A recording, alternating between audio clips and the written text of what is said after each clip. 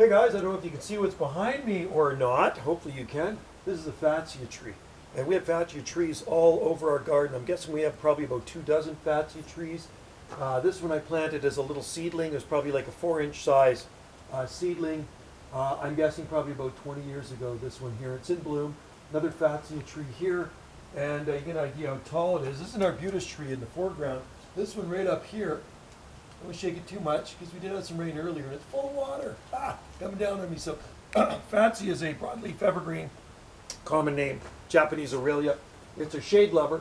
They will grow in the sun, but they bleach out in the sun. This one here took a little bit of a beating in that heat we had in June, the heat wave, and it burnt it a little bit. But other than that, it actually looks pretty good.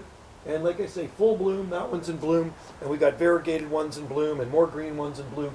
But if you like a nice companion plant for your palm trees that mix well with in your exotic garden, try a Fatsia japonica.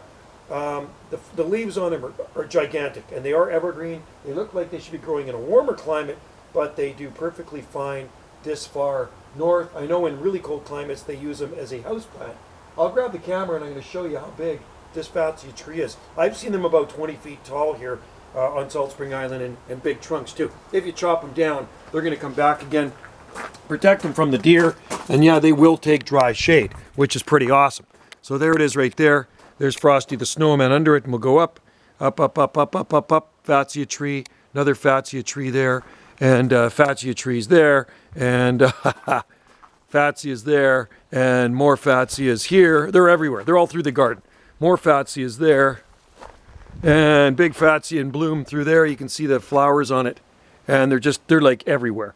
Just gotta love them. They're one of our favorite plants, Fatsia japonica. So, like I say, try one in your own garden. Look for them at your local garden center. They are such a tropical looking plant, almost kind of a papaya-like, right? All right, guys, like and subscribe for more videos here on Banana JSSI. Also, check out my other channel, Jungle Joe C, and see what's going on over there.